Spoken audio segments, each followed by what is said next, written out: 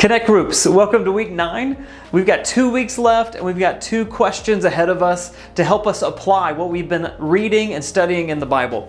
Tonight, the question is this: who am I? Who am I? One of the easiest mistakes we can make when reading the Bible is assuming that every story is about us. That's where the Who Am I tool helps us. It comes in and it says, if the Bible timeline tool was asking, when was this written relative to me? The Who I Am question is allowing us to see, who is this written about relative to who I am? So let me show you why this matters. In Exodus chapter 3, Moses sees a bush and the bush is on fire. It is on fire, but it's not burning up. And out of this burning bush, God speaks to Moses. And you may have been in a small group before and you heard the question, what burning bush experiences have you had? Well, in reality, that's kind of a terrible question to ask, because you and I aren't Moses. We probably have never seen a bush that's on fire that is not truly burning up. And if we're honest, we know that we have not audibly heard God speak from one of those bushes either. So the problem isn't just our imagination, it's our identity.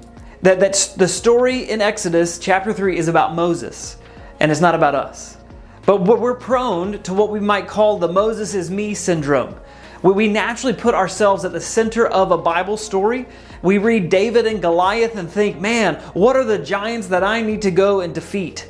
And we read Moses and we think, man, what big thing is God calling me to do in my life? But if we were to stop and to think, none of us is the deliverer of God's people out of slavery in Egypt. None of us is the anointed king who defeats God's enemies and rules his people. And none of us, as we look towards the New Testament, is the miracle-working prophet who's raising people to life.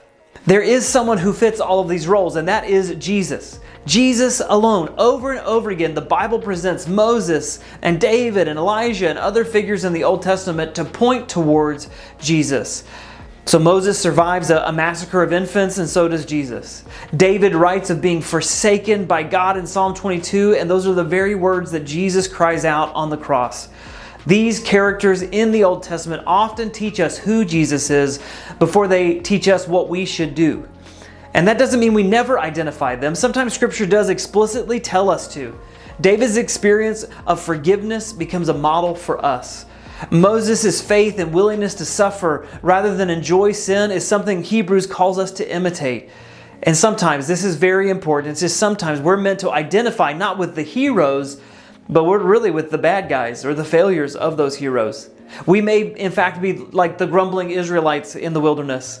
We may be closer to those persecuting people in the Psalms than the persecuted.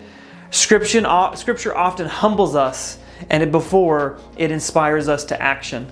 So the key principle tonight, don't rush to put yourself in the story. We should stop and ask who you really are in that passage. And once we get the who right, the application becomes richer and richer. So as we think about the Old Testament, oftentimes the Old Testament is the window through which we see Jesus Christ himself. And sometimes the Old Testament are examples for us to follow or warnings for us to avoid. But wisdom comes when we pause and we ask, who is this passage really about? Before we ask, what does this mean for me? So the Who Am I tool is going to help us with that tonight. Have fun discussing and using it.